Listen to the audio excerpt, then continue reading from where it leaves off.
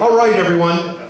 Please join me in welcoming our guest speaker this evening, Don Whitaker, Ceronix. It's a company based here in Auburn, started in 1979 in, we're having this discussion, either your kitchen or your garage. So this evening, Don will be telling us or letting us know about the history, the development, maybe even the future of flat screens and touch panels, and welcome you up. Thank you very much for joining us. Thank you, Brian. All right. Yeah, I love Auburn here. Thanks for having me tonight. Great place. It started out in North Dakota back in the early days. My mother was my father's high school teacher. That tells you something about North Dakota. Yeah. And then after the war, we moved out to Oakland, down in the hood, Brookville, Philly, by the Coliseum. And grew up, had an interesting time in school, learned to run fast. Yeah, good times. And then in high school, took a job, they call it ROP now, but took a job with Marchand Calculators, building mechanical calculating machines. You probably remember some of those. That goes back to the 50s. 1958, started working there to become a journeyman machinist. And cams, levers, and gears, pretty amazing. And did pretty well there, became a tool and die maker.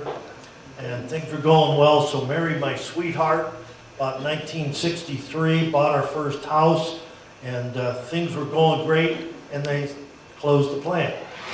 Put out a business by Bomar Brain, and Hewlett-Packard came out with the electronic calculator. So, oh man, things are going so good, you know. So one of the professors I had at Laney Trade, he said, "Hey Don, you were one of my best machine students. I know they're looking for machinists and tool and die makers at Lawrence Livermore and Lawrence Berkeley Labs.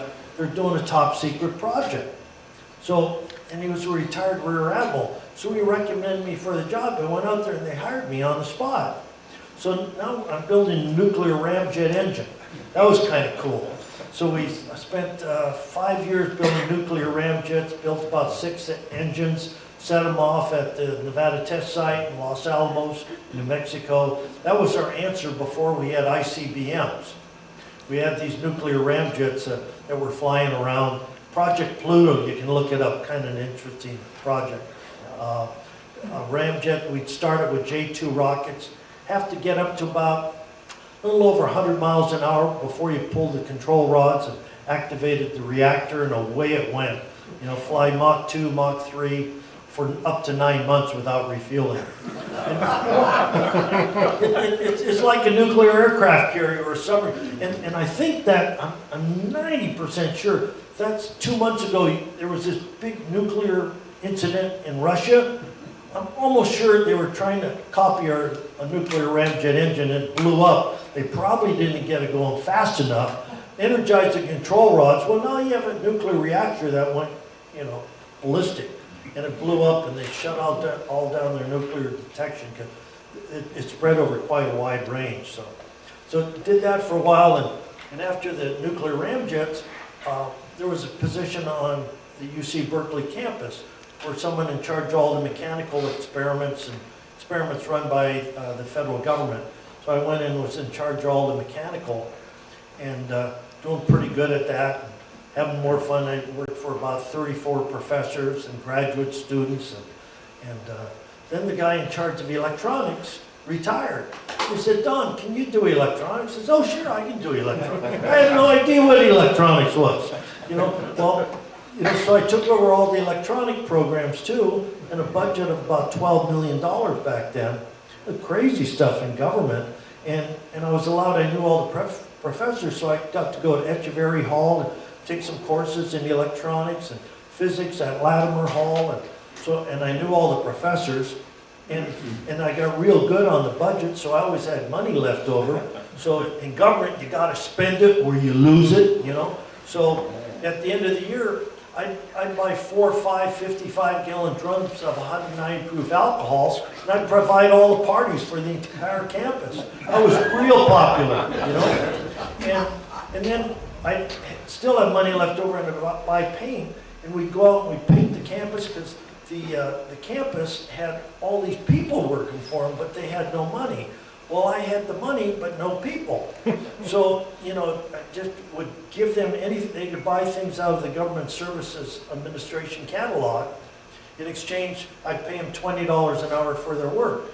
Because I was supposed to go to Lawrence Berkeley Labs or Lawrence Livermore Labs. Well, they were $40 an hour if you could even get them to do the work because they were so backed up. This was in the 60s, right? And just, they were booming back in the 60s. And so did well at that, and then my boss died of a heart attack, so they put me in charge of the whole campus project.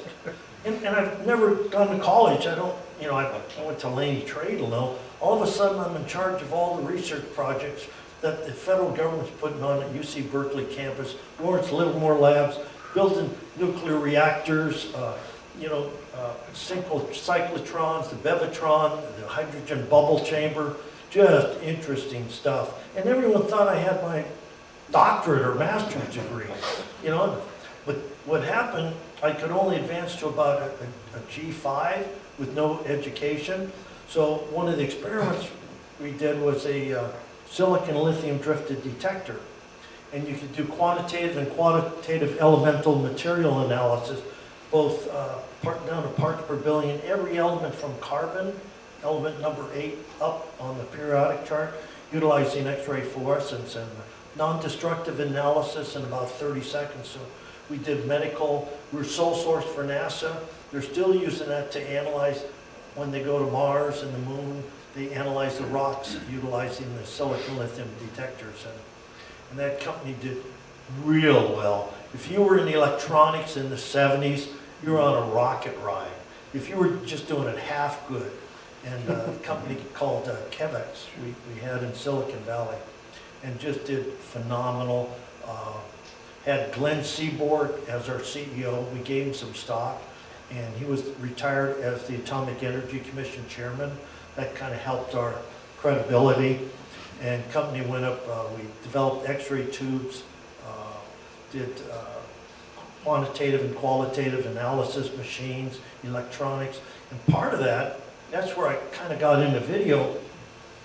We're displaying the elements on an oscilloscope. Because back then, all your monitors were monochrome.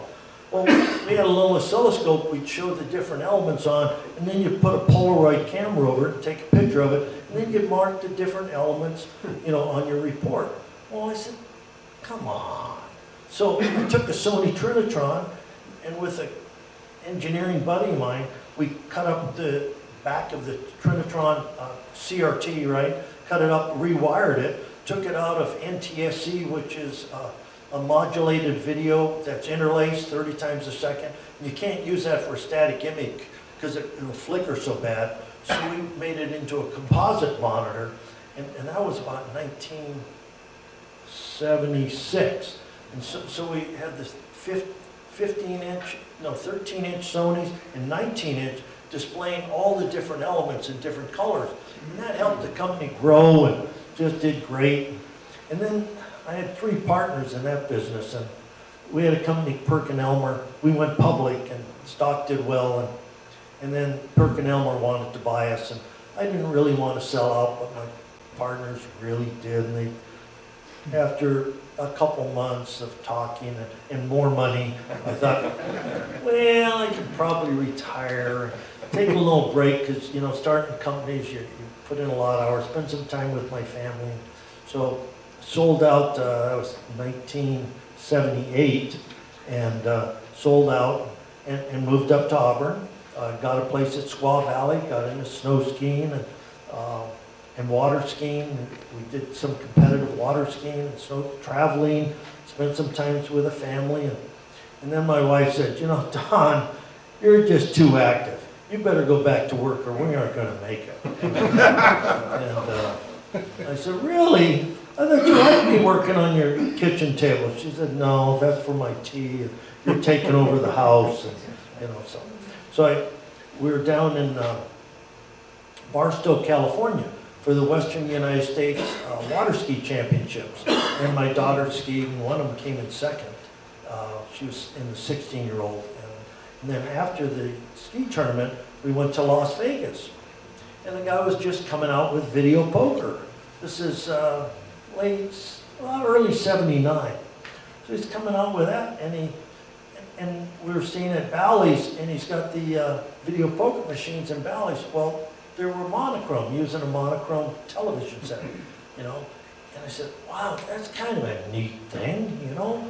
But what you should do is modify that Sony Trinitron that we did. Wouldn't that look neat in color? And we could do 16 colors, big deal then. But we could do 16 colors.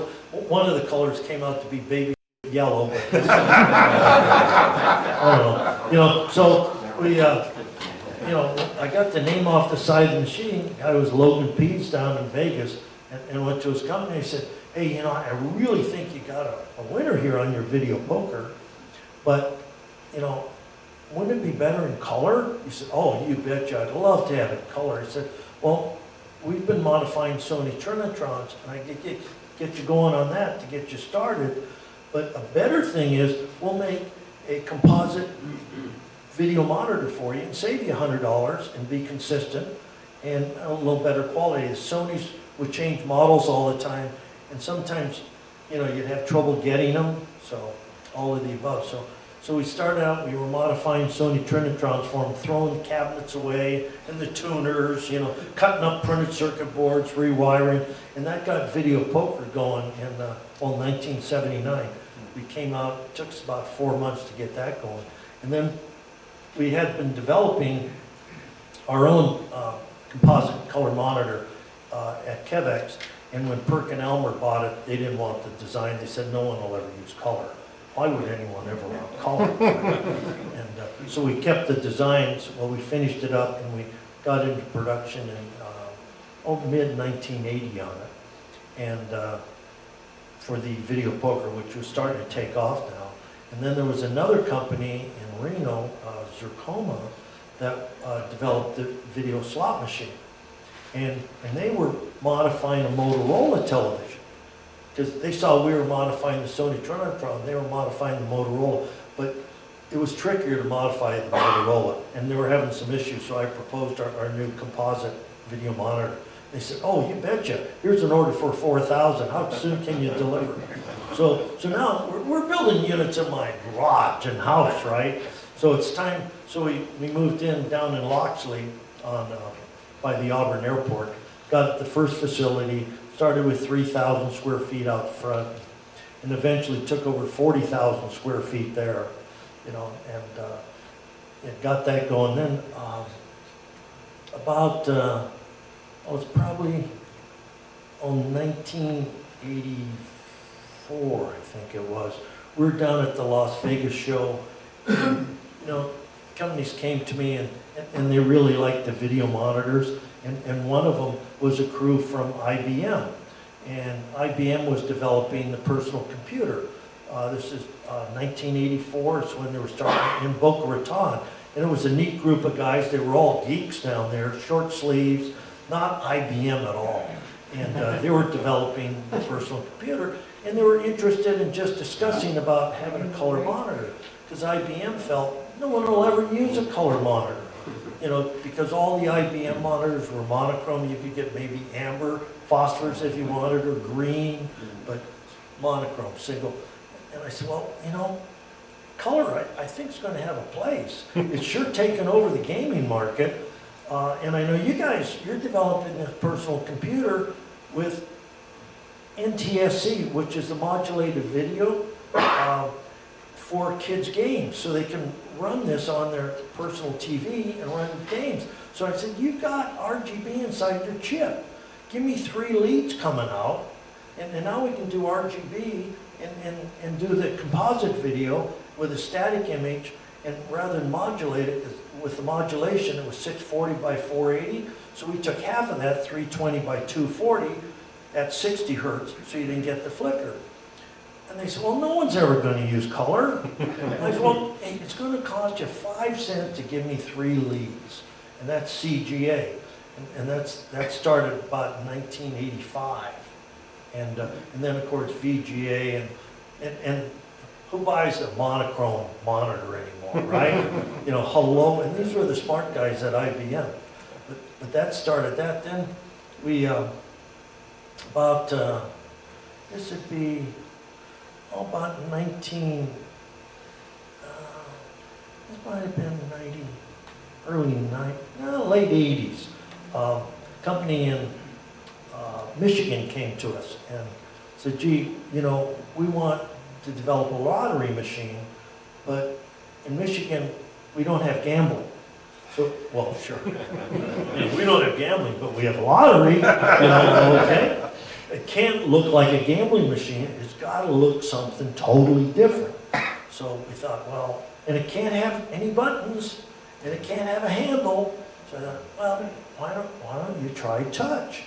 So we tried resistive touch, is what everyone was using back there, which is 2 films that have an ITO or ATO coating, conductive film, but it's optically clear, and it's a switch. It's 2 films you press together, and it's a switch. Well, what happened in the lottery, it would wear out quickly. So we then developed here in Auburn the surface capacitive touch for the lottery machines. And that took off, and we had a little slant top, you know, with touch and the lottery, and it took off and took over the lottery market. And then this company that had the video poker, Fortune Coin, moved to a Sarcoma that had the video slot machines and formed International Gaming Technology in Reno. And they said, Don, why don't you come and join us? You can be one of the partners in IGT. And I told my wife, I said, this is a great opportunity. This company's going to take off. She said, well, fine, you go, but I'm not leaving Auburn. You know, and I considered that because I looked at some of the opportunity in Reno. It was kind of impressive, but, you know, good wife, good family, so stuck it out here, let them go their way, and kept Ceronix, and we, you know, did all the touch for all the lotteries and all the video poker. It's almost 100% touch now, and that's surface capacitive, which is single point touch. And what it is, it's most of it's ATO, antium tin oxide, because it's a lot cheaper than Indian tin oxide, and that's a conductive, optically clear coating. And then we have sensors around the outside where we're sensing the body's capacitance, which is generally around 2,000 picofarads. So we tune the sensor to it, and we actually then have tuned the sensor for touch also. And we can actually, if we power it enough, we can see your hand a couple feet away. But we have to detune it so it's actually touch it, right? And surface capacitive pretty much took that over. And then I like to play around with stuff, you know. Probably 90% of the things that I play with don't work. But, you know, that's my upbringing from Lawrence Berkeley Labs and Lawrence Livermore Lab. You know, you prove something if it can't be done, right? So I thought, well, you know, this surface capacitive is a good thing, but, you know, projected capacitive would be a better deal, because that way the coatings are on the underside of the glass. You put a grid on it, it's more accurate, you don't have to calibrate it, and you can have multi-fingers. So I spent 8 years with a team. I brought my brother in, who's the smart one in the family, and had a doctorate from Stanford, and Len Semick, an electronic engineer, 2 programmers from Hewlett-Packard, had a team on it. It took us 6 years, right? And it was never really perfected. And I showed it at the Global Gaming Show, and this group comes up to me and says, hey, we really like this new projected capacitive you have. How many fingers can you do? I said, well, with that touch controller, we can do 10, but if we beef up the touch controller, we could do 40 fingers. And I said, really? I said, well, yeah, it's a grid. It's an XY grid with 52 wires we'd have on it. So how many fingers can you put in a 52 grid system?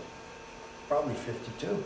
But so they said, well, we'd really like to use this. We've got a new product we're coming out with. I said, well, okay. So I went down and met with the guys, and their CEO was he's kind of a son of a bitch, you know? Brilliant, you know, and this company had no money. They were going down, you know, and he had great ideas, but no money to do it. But he said, I'll give you stock. I said, your stock's worthless. You know, this probably isn't going to work because no one's ever done this. And that's Apple and me working with Steve Jobs. So, you know, Steve Jobs says, well, this is going to revolutionize the industry. I said, it could, but no one's ever done it, you know. And, it's a big undertaking. He said, well, it's going to be successful. And I said, well, we're doing some of these touch sensors in Auburn, not the projected capacitive, but surface capacitive. He said, no, you can't do it in Auburn. And I've got a 21-acre foreign trade zone in Auburn, so I haven't paid any duty so far, right? Never paid a duty. That's another story I'll get into. But so he says, no, you can't do it in Auburn. You got to do it in China because we got to keep our costs down. And I go, He said, I'll buy it. I said, well, you have no money. How can you buy it? He said, well, yeah, that's true. And so I partnered with a friend in Taiwan, and then we had to get a Chinese partner. We set up manufacturing in Xiamen, China. So I leave for Xiamen on Monday. So still heavily involved in that. Keeping that going, always improvements in touch. But that now is 42,000 employees. We do 85% of the world touch market for projected capacitive. So, and that's going well. You know, my wife has one of our touch sensors in her Tesla car. You know, we do all the Teslas, and most of all the touch you see comes from that factory out of Xiamen. It's such high volume, no one else can compete with it. And the technology to get it going, you could probably copy it. I patented some of it, but you know, what are patents worth in China? Not a whole lot. and I got all this worthless Apple stock. You know, and it turned out to be worth something. I think it's over $200 now. You know, it was under $3 a share when I got it. Oh, man. Yeah, they were going down. If it wasn't for the iPhone, they were done because, you know, they brought Steve Jobs back, you know, and he had failed his company. What, X-Cube was it? And that had failed, and Apple was going down. They brought him back as a last hope. And my God, the most powerful company in the world now. You know, amazing. But still work with Apple. They're a little better since Steve Jobs has left. He wasn't fun, but a genius. You know, great to work with him and a great guy. Hard driven, no fun. And mention the foreign trade zone here in Auburn. So what was going on in televisions, you know, the Asians were starting to take over the market. This is mid-90s. And so if you were importing components from offshore, China, any of them, Korea, Japan, you were paying up to 25% duty on cathode ray tube, was the big thing we're importing in the 90s. We were building 150,000 monitors a year here in Auburn with CRTs from, our smallest was 10-inch up to 27-inch. We did all of Brunswick too for all the bowling centers, automatic scorekeeping we developed here. You know, kiosk machines, we did quite a few of them, but all cathode ray tube. Well, 25% duty. I said, well, that sucks. If I go to China like everyone else is going, you can build a whole monitor and ship it to the United States duty-free. So how can you compete? So that's what started the flood of all the television industry moving to China, Taiwan, Korea, Japan. And so I thought, well, you know, I said, I don't really want to go to China other than that. It's kind of nice here. Some cost of living's good. There's a lot of sweeties knocking on your door. Hello, mister, you know, kind of some good trips. So I went to John Doolittle, that was our congressman back then. I believe he was from Colfax. And I said, John, here's the story. You know, how can I compete with China? They're importing all these products duty-free. I'm in Auburn. Our taxes are higher, our salaries are higher, and now I'm paying 25% duty on all the products I import. So I'm going to have to set up assembly there, but with a foreign trade zone, and there was a little loophole there, what you can do in a foreign trade zone is, and bring this up to Brian, you can bring all the components into your foreign trade zone duty-free. They haven't entered the commerce of the United States yet. Then you can change the commodity status, the harmonized tariff code. You can change the status to the product you finished. In our case, it was a video monitor or a television set, right? So now I brought in the cathode ray tubes, made a video monitor, shipped it out of the foreign trade zone, HTS code video monitor. So now it's treated the same as in communist China. I didn't have to pay any duties. So we're saving over $1 million a year there, and still haven't paid any duties. I'm jealous. You're paying duties. Come on, Brian. You know, but you know, so you work around it in business. You know, and then in about 2002, the market really started moving to China. So you have RCA, Radio Corporation of America. That's now a Chinese corporation. About 2002 that happened. They shut down all their plants. About the same time the market was changing from analog cathode ray tubes to digital LCDs. And that opened up the gates for the Chinese, especially government funding. Koreans got into it a little, Japanese, Taiwanese, but now 85% of the world market share is all in China. Soon to be 95%. You find the Koreans, the Japanese, Taiwanese, they're really not investing in LCD technology. They're looking more at organic light emitting diodes, OLEDs, and micro LEDs, very tiny LEDs for direct viewing and higher brightness, so better viewing angle. So that's the investments going on, but China's really taking, all of my LCD panels come from China now, and no duty. You had mentioned something about the projected. Projected capacitive on the touch. What's going on with that? Well, you know, that's, I think 98% of the world's touch is now projected capacitive. And it's very accurate, doesn't need calibration because there's a grid underneath. There's a grid, you can't, if you look real close on a microscope, you can see the grid, but it's a fine grid, so it very accurately defines where you touch. Doesn't wear out since it's on the back side. You can even break the cover glass, it'll still work if you ever break the foil. Also, we can put a little more power to it and see your hand 2 feet away. So the next things we're working on, you'll see, is gesturing. It's just getting that, it's a little like voice recognition that started out, it was pretty clumsy at first. Voice recognition's gotten better, but everyone's voice is different. Well, everyone's gesture's different. And some people do this, some do this. So it's getting those moves down. But you'll see gesturing come out where you won't even have to touch it. With no camera, it's just a sensor. It's projected capacitor. Because you put enough current to it, you have a grid, so you're projecting that grid out. See, so. And what product line do you see that gesturing being used in? Well, we're developing it there in the Shaman, so it can be used in any product. Like refrigerators? Anything.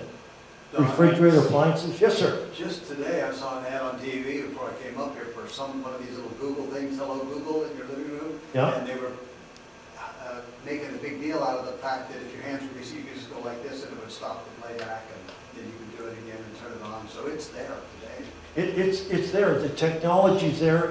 It's really the software and firmware so it functions reliably. Like voice recognition. When that first came out, that was, it was painful, right? But, it's getting it down and dialing it in, and it's getting there. But another nice technology for appliances and all. I see, we have some appliances that has touch on the appliances now, because you can make it any size. Yes, sir? How'd you get your love for the birds? Oh, thank you. That's just for fun. We've got a little bird sanctuary at Ceronix. And you all are welcome. That could be a fun evening. We had our church there 2 weeks ago, and 140 people showed up. You know, we also, I had, a friend of mine passed away and I bought his wine cellar. So I had a lot of wine, some of it wasn't my favorite. So we went through almost 4 cases of wine with the church. God, these Presbyterians drink, you know. And then the bird sanctuary tour, and the women all brought, you know, some great goodies and casseroles. And the minister said, hey, this is a great event we ever had. I'm going to turn 40. Can I have my birthday here? I said, sure. So what is the sanctuary? Well, we have a bird sanctuary, and it's just for fun, right? But the building we have, when I built the building, it was kind of neat. I wanted it to be solar powered.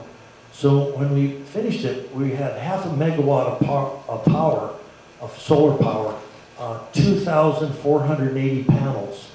And when we finished it, this building we finished in 1999, PG&E, this is another story, wrote me a check for $1.8 million. There's a 50% subsidy to businesses putting in solar.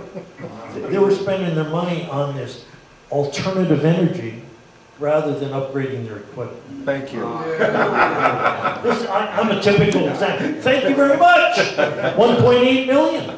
You know, 50% rebate. And then I got a 30% federal tax credit, 15% state tax credit, 5-year accelerated depreciation. Why wouldn't you? Build a bird sanctuary. Yeah. So then with the solar system, I've got all this power. So I think, well, you know, why don't I put in a well? You know, and get free water, because I've got extra power. So I put in a well, hit 100-gallon well right off of New Airport Road. I think I hit the Wise Canal. Because the Wise Canal runs through our 21-acre property. So we got all this water, so I put in a pond. You know, and we irrigate out of the pond, so because I wanted to do nice landscaping. Well, then I had some bugs in there, so I got some mosquito fish, and some mosquito fish wouldn't eat some of the big bugs, so I brought in some koi, right, to eat the big bugs. And my freight forwarder comes by, he said, gee, Don, do you like koi? I said, oh yeah, they eat the bugs, you know. And they don't bark, they don't mess your yard. So he said, hey, I've got some in the back of my truck. I'll give them to you if you pay the freight on them. I said, well, what do you mean? He said, well, this top importer in all of Northern California went over to Japan, bought all these prize koi. You know, you go over like in February and you hand pick them in all these mud ponds. So he hand picked all these koi, he paid for them. Well then in about April, early May, they drain the koi ponds and harvest the fish and ship them over. So they shipped them over. Well, the guy, my freight forwarder, goes to deliver them, and the guy's gone. He's bankrupt, and he stiffed his landlord, no one knows where he is. So my landlord said, I've had him sitting in my truck all week. I'll give him to you if you pay the freight. And I said, how much is the freight? He said, $3,000. I said, well, how many koi do you have? He says, 1,500. I said, well, I don't need 1,500, but they're beautiful koi. I said, I'll take 500 for $1,000, $2 a piece, not bad, right? Because I paid $50 for my koi, and they weren't that pretty. You know? So we started putting the koi in. Well, some of them we had to get going. They've been in his bag for 2 weeks, and I said, hey, you know, you better get auction to these. They're not going to make it over the weekend. He said, I don't want to bet a bunch of dead koi. I'll give them all to you.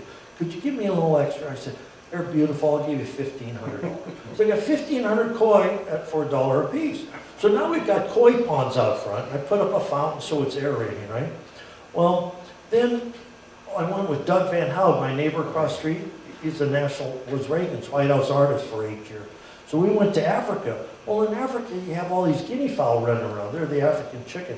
So I came back, I thought, it'd be fun with Doug. I'm gonna buy 20 guinea fowl chicks, right? And we'll put a feeder and they'll go across New Airport Road. We put up guinea fowl crossing signs, just for fun. Doug's my drinking buddy. We tend to do a little scotch together occasionally. And so I've got guinea fowl. Well, then these Indians show up from Chappaday Center, right?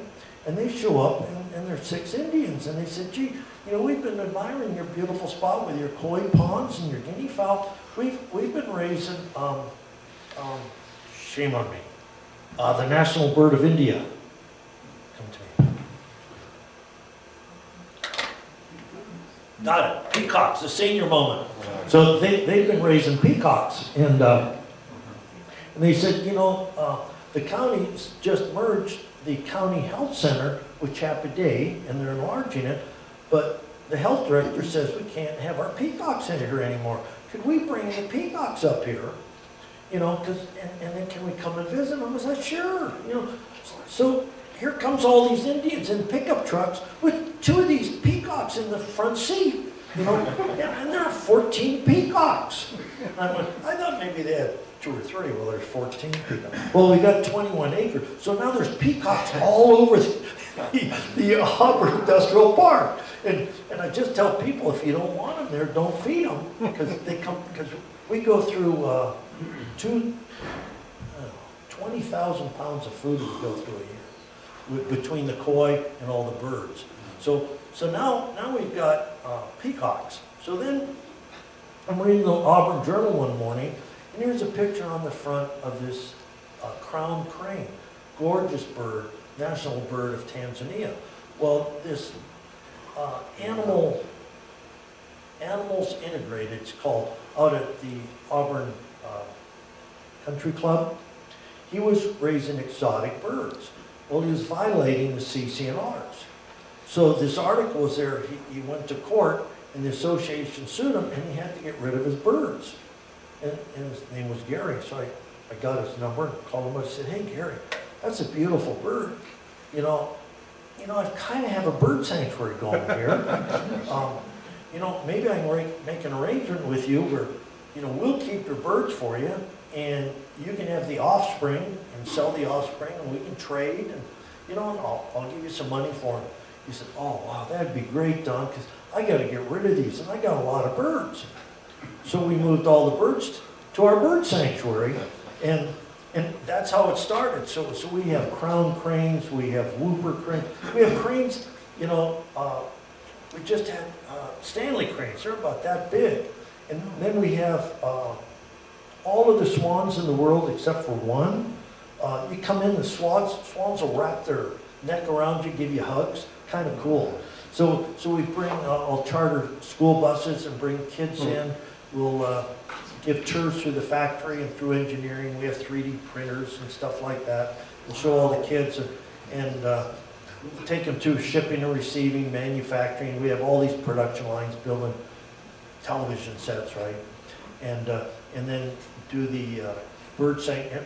And then I went to Nepal, so I had hired 4 carvers in Nepal to build a mandapa for us. It's out there on the pond. It's pretty cool. It's a replication of quite a large temple that's in Nepal, and they did it all with a hammer and chisel. Pretty amazing. And then a copper roof, and the kids all climb up in it. It's 3 stories tall, and they have fun up there. And that's where I go down and drink my wine at the end of the day. It's kind of neat, you know. And occasionally I've even slept there when my wife thought I was bad. That's another story. But so that's how the bird sanctuary started. You know, and now it's fun. In fact, we just got, I think 20 pheasants, golden pheasants and yellow pheasants and lady amherst, and they're kind of neat.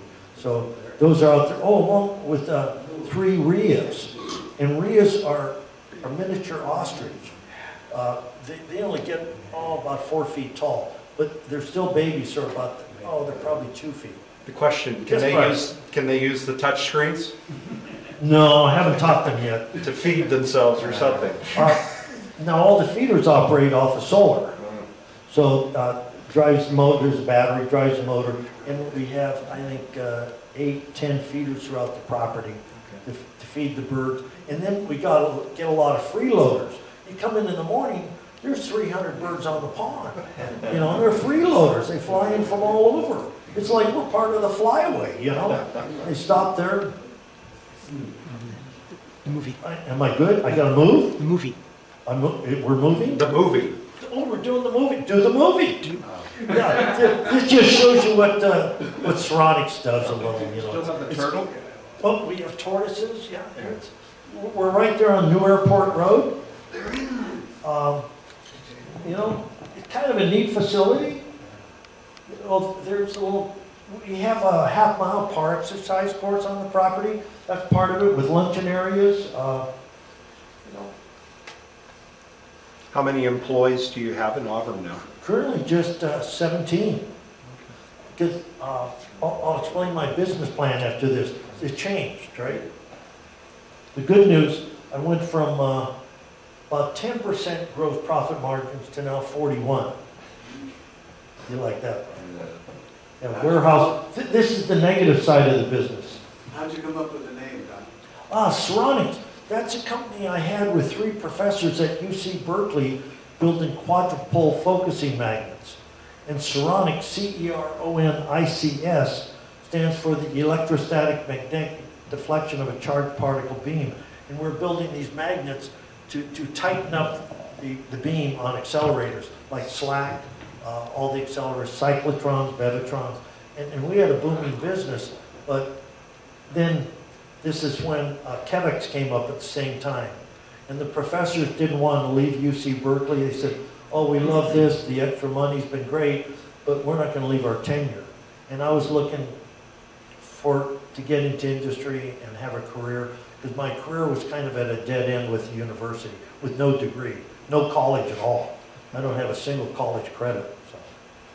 Yeah, this is, oh, there's a peacock. That's a pied peacock. That's where a regular peacock raped a white peacock, and you wind up with a pied one. You know, a few of the ducks, ruby shell ducks. You know, there's the mandapa, all hand carved out of teak in Nepal. Yeah, all copper roof. A few koi. That's some of the. Yeah, we got a few koi. Yes. Well, these guys are. This is the baddest bird in the world. That bird has big spikes on the end of its wings, and it hits you with a wing. It draws blood. Wow. That was good, Greg. We have one more little one, just to. Yeah, these are. Do you have problems with the blue herons and things eating the small fish? Absolutely, but thank you. I want them to eat the fish. I'm trying to train them to eat the ugly ones. See, we have here. We also have cormorants that come in. We have 2 or 3 cormorants that the black. They're big black. You don't see many of those in Auburn. But cormorants come in every week. We have osprey twice a week. We have an eagle maybe once a month. Taking the fish, because, you know, we can raise more fish than they can eat. So it's almost a good thing. But they need to take the ugly ones. Yeah, but herons are there every day, egrets, cormorants, and it's kind of pretty. You look out, you go, oh, you know. This is just some of the video when we go to Las Vegas. We were at Las Vegas 3 weeks ago, the Global Gaming Show, and we have a little booth. Maybe it'll show our booth. We have a little booth at the show, and we serve margaritas. It's Las Vegas, right? So I have 2 good-looking blondes. One's my daughter, in the office. So they're serving margaritas, and we have these little glasses they're shot glasses, and when you put a conductive liquid in it, it starts pulsating, lighting, LEDs. You know, it's kind of cool. Yeah. I should have brought some of those. They're cool. But a great crew. You know, so. The only manufacturer left in the United States of video monitors. You know, kind of neat. But what I did, I changed my business model. Kind of had to remain. There's the solar panels. Oh, then I'll finish up on the solar. See, so solar panels supply 100% of our power. Also, I have a rental building on the corner, supplies power to that building, supplies all our water. Then I still had extra solar. So I sublease in the back part, our inverter room, to Smarter Broadband, so they do all the high-speed internet for the foothills, microwave, right? And they have 2 high-speed fiber coming into the building. I think it's New Wave and AT&T. So we get free internet, and then we have IP phones, so we have free phones, and they pay me $500 a month. So, kind of cool. And I suppose you were not affected by the power shutdown very much. We were down an hour and a half. Okay. Now at my house, what I did, which is better, my house is 100% solar, and I put up a power wall. So, and that was amazing through that whole thing. You don't even know you're down. Now, I only wired 8 circuits in the house, right? So it doesn't power the whole house, but all the critical circuits are powered, and it does it all automatically. And as long as the sun's shining, you're good forever. Now, my wife, one day, she charged her Tesla at the wrong time. I said, you gotta time, because the Tesla will suck the batteries dry, right? So you want to do it during the day. Now, the Tesla's batteries are bigger than my Powerwall. This damn car weighs 7,000 pounds. It's mostly batteries, right? But it's kind of neat during the whole shutdown. The house was perfect. The business, we were down for an hour and a half. Very good. Yeah. Yeah. So, Well, we are going to have to put a wrap on this evening. Good. Would, I can go on forever. I got more stories. Anybody have some questions that you want filled in here? Yes, sir. Tours, how do we arrange? Tours. Just, I'll give you a card. Call Don. Generally 4 o'clock every day. I open a nice bottle of wine. Give tours. If you like wine. If not, I have beers too, you know. But yeah, it's just fun. And it's fun. And it's nice. If you want to see some of the factory, you can come a little before 4, you know. Is there a minimum amount of people you'd like to see get together as far as the tour goes? Not really, but it's nice to have half a dozen or so, you know. You know, it's more fun. You know. So some of it's fun, but yeah, anytime, it's just having fun. Oh, I think we have some people here who would like to put Yeah, together a tour. it's kind of neat, you know, like Gary, who's, you know, he's the bird guy, right? He says he works with all the zoos throughout the United States. In fact, he was just shipping pheasants to the English Islands in the Caribbean, and for Virgin, the guy that owns Virgin Airways and all. Richard Branson, thank you. Yeah, so he was shipping pheasants. And he's trying to do the same thing I'm doing. Gary showed him what I did with our pheasant area. So Richard Branson's doing the same thing in the English Islands. British Virgin Islands. I think so, right in there. Yeah. But Any other questions? you're welcome anytime. Any other questions? Ooh. Yes, sir. A little bit ago, you said you had to change your business model. Why? Oh, okay, here we go.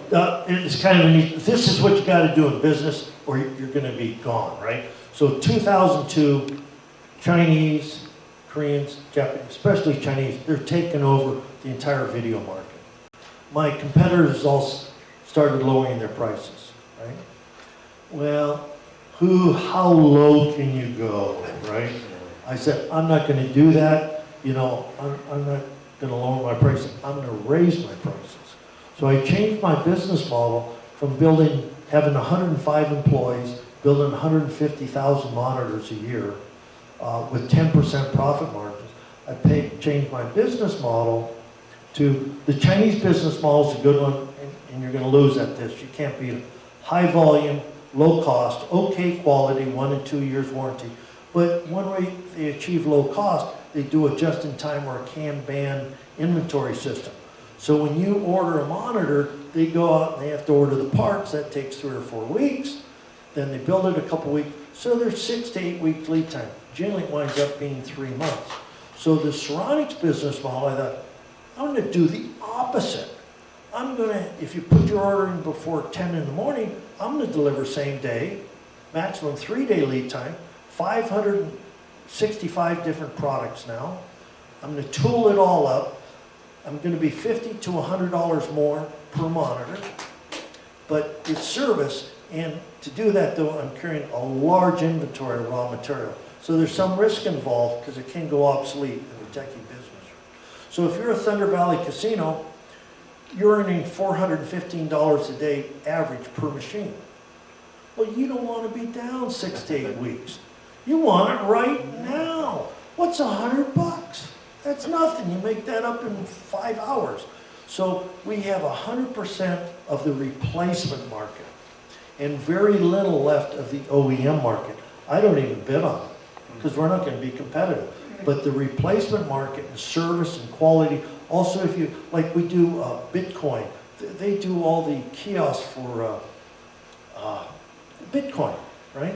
And actually it's a money laundering scheme. They have these kiosks, whereas in Hoboken, New Jersey. And these guys, they're all part of the old mafia guys. That's Frank Sinatra and his cronies grew up. So I'm meeting with these guys, and they're putting these kiosks out, and this money laundering, all this drug money, and guys from the mafia, they buy Bitcoin. And that's why Bitcoin goes up and down. It's all illegal money. And it's being done now with kiosk machines. But where you want a higher quality monitor, good service, and the casino market's especially good for us because the earnings on the machine are high. Machines run $25,000 to $35,000 per unit. And once they're popular, they go on forever. We're still servicing machines made in the 1970s. You know, and great business. There's no competition. That's what you want to do in business. No competition. You want at least 40% profit margins, and then good things happen. Great, Brian. All right.